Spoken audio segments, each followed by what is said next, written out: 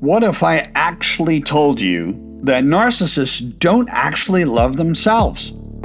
What if I told you that their confidence is faker than a spray tan in the rain?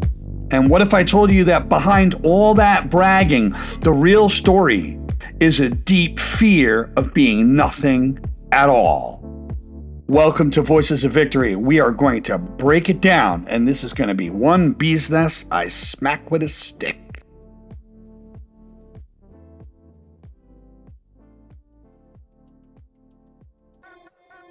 Voices of Victory podcast show. Voices of Victory podcast show. It is now time for the Voices of Victory podcast show. Ladies and gentlemen, Mario Di Leone. So welcome to Voices of Victory, where we break down life's biggest challenge with humor, honesty, a little bit of style. Most of all, I have a good time, I have fun. And I am your host, Mario Leone, and we are diving into one of the most misunderstood traits in human nature, and that is called narcissism. And I'm going to smack this bee's nest right down, right here, right now. Now, before you start sending this episode to your ex-girlfriend or ex-boyfriend with a big email that says, "This is about you," text message, please hold up. Hold up. Before we go there, before we go down that pipeline, please, this isn't just about them. This is about all of us and understanding what's really happening behind the scenes. And we're going right past that look at me attitude. We're going to go right past that in narcissism, because the truth is this. Narcissism isn't what most people think. It is not about self-love. It is about self-avoidance.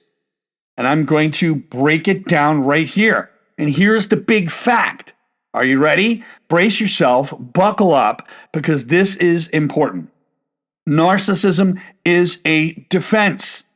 It is not true confidence. Period. And a lot of people think narcissists walk around feeling like they're kings and queens of the universe. But here's the big fat twist. They don't feel like royalty. They just don't want you to see how much of a mess their kingdom and their life actually is. And that arrogance, yeah, that's a shield. That's a smoke screen. It's the emotional version of keeping the lights off when guests come over so they don't see the disaster in your living room. So guess what? There's a big fact here. When a person builds their entire identity around being admired, it's not because they love themselves too much. It's because they're terrified of confronting their own very emptiness. That constant need for validation, it's like duct tape holding together a crumbling house.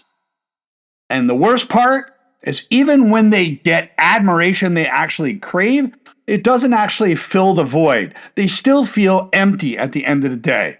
So you know what happens? They keep chasing more. Now here's the big victory insight on this channel. A narcissist doesn't feel, quote unquote, better than you. They just can't afford to feel like themselves. That's what's to be understood. Narcissists depend on other people to bolster their identity, because that's how frail their identity actually is. You ever meet someone who can't survive without attention? Like, if they were stranded on an island with no Wi-Fi, they'd start to compliment their own reflection just to stay relevant. That's a narcissist in a nutshell. They don't have a solid sense of self. They don't have a concept of it. And this is why leaders are constantly thrown in that box. They're thrown in that box. People can't tell the sharks from the guppies anymore. So they need you. A narcissist needs you to reflect back their importance at them. If admiration is flowing, they feel alive. If it stops, they go into panic mode. Their whole identity starts to crumble down like bad drywall and a Pringle reject. Now, here's another fact. A strong, healthy person builds their identity from within. A narcissist builds theirs like Jenga, made of other people's approval. That's why they constantly need reassurance, they constantly need attention, and they constantly need control how others people see them. Because deep down, without that, they feel like nothing. It's all about appearances and externals.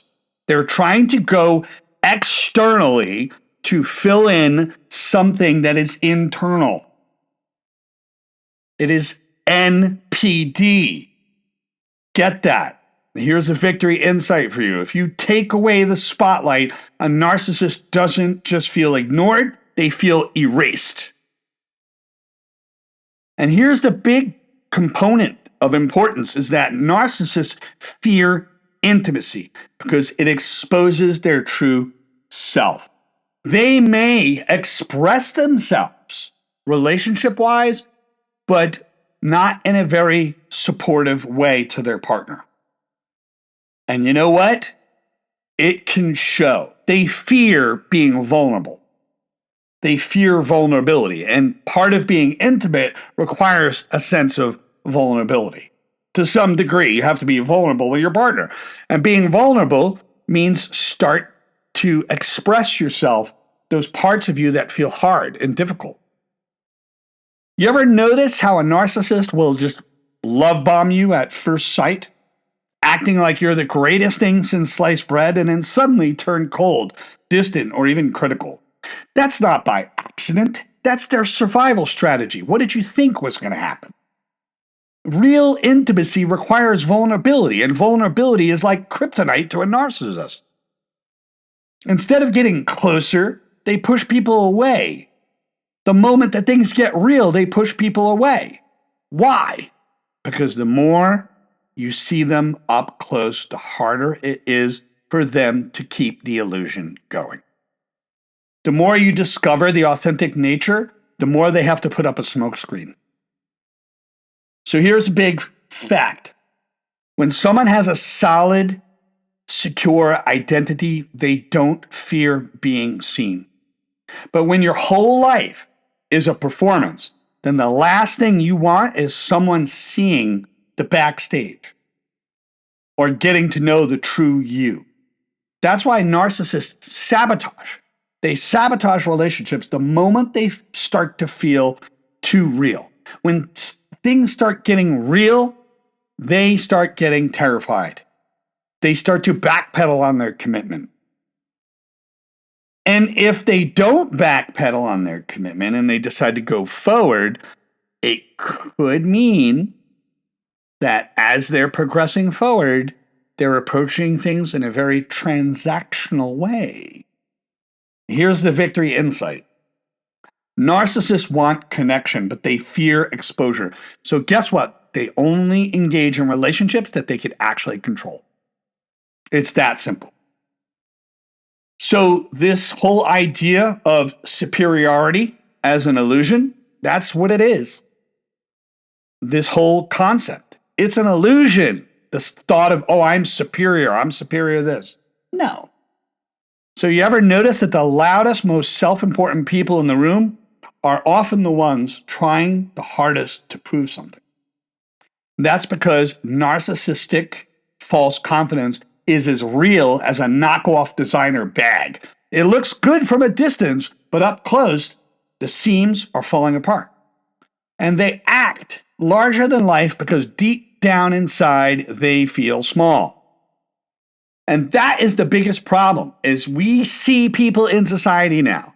We see somebody's confident, truly confident, authentically confident. And because it threatens, that confidence can threaten the identity of other people, they'll point the finger. They'll say, no, they're a narcissist. You know why? Because they're pointing a finger from inadequacy. And they can no longer tell the sharks from the guppies. They can no longer tell the confidence from the narcissism. So you got to understand, a narcissist is literally going to overcompensate. because they are running from their own unworthiness. So here's a fact. A person with true self-worth doesn't need to prove it to anyone. Period. But a narcissist, they can't stop proving it because they actually don't believe it themselves. It's almost like people do indeed lie to themselves to keep up with the reality that they want to perpetuate. It's all about an idea called impression management. Now, impression management is really coming from the way text messages are delivered. But when it comes from a narcissist, they're trying to manage their facade. So here's a victory insight. The louder the narcissist boasts, the more fragile their inner world truly is. So what this really means for us, what should we understand from today's show? Because this changes everything. It is not about hating narcissists, first off. It's about seeing through the illusion so you don't fall for it. All right? It's understanding patterns, period. So if you've ever been hurt by a narcissist, remember, their behavior wasn't about you. It was about their own battle with themselves. Now, if you've ever caught yourself chasing external validation, you've got to ask yourself, is this real confidence? Or am I just trying to fill an empty space, a little void that I grew up with? Because everybody has a lens in which they see the world, and a narcissist has a very specific lens. And a confident person has a different lens. So the final concept here is that if you really want to win in life, don't build your identity on admiration. Build it on truth. So allow me to really break down how narcissism is weaponized. It's truly weaponized. It's weaponized against truly confident people. It is a projection of insecurity, where narcissists often project their own self-doubt onto confident individuals. So when someone shines bright authentically, the narcissist sees it as a threat, not inspiration. The narcissist has a few concepts behind them. They're insecure, they're threatened, their identity becomes threatened, and they get very competitive against a truly confident person. Matter of fact, they'll find a confident person to be a threat. Now, with confident people, it's completely different. They're secure, they're grounded, they're inspired.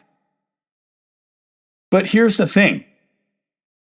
The whole concept of a narcissism is to gaslight people, right? It's all about gaslighting. We know that. But narcissists subtly undermine others' achievements with sarcasm, dismissiveness, or manipulation. And it makes confident people second guess themselves. Now, some keywords that are literally wrapped around narcissism is controlling and deceptive. Where the confident person is self-aware, emotionally intelligent, introspective. So you can see there is a distinguished difference between confidence and arrogance. You could have a confident leader who makes the mistake of being over arrogant because he's had a bad day and he'll get pegged for a narcissist, which is completely unfair. And that's the thing. That's what social media is doing. It's creating those cognitive biases. It's constantly doing that. And you know who suffers? People in leadership suffer. They're the ones that suffer. So authentic confidence is not born of ego or arrogance. Let's get that straight. Narcissists are jealous, accusatory, and very critical. Where the confident person is humble, self-assured, and has a balanced sense of self. Where the narcissist will use victimhood to gain power. So you got to remember there's weaponized narcissism, and guess what? Even empathy from a narcissist can also be weaponized. They do it to gain sympathy. They want to play a victim card, and they want to paint the confident person as the aggressor.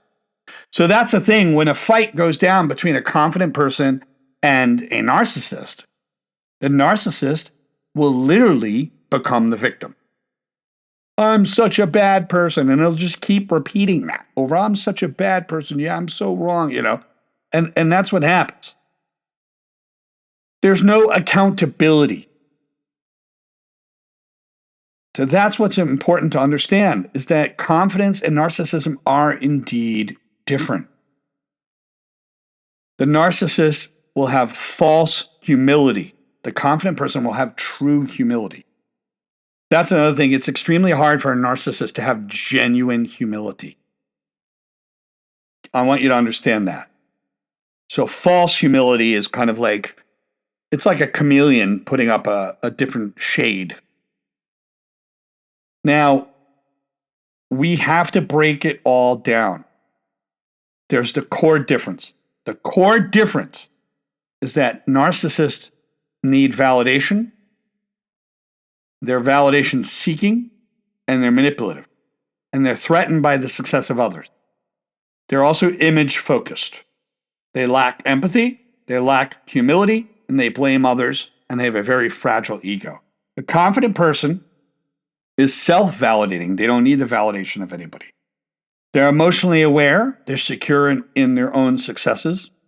They understand they make mistakes, and they can actually be transparent about those mistakes. They're authenticity focused, which means they're no longer hiding parts of who they are. They have a strong sense of humility and empathy, and they take responsibility. And most of all, they're resilient. And that's all I'm going to say on this show.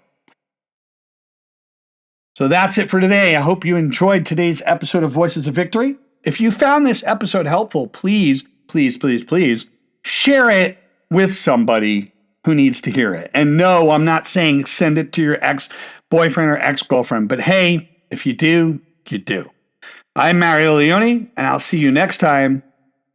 Take care. Until then, stay real, stay strong, stay victorious, and most of all, watch your psychology and take good care of yourself.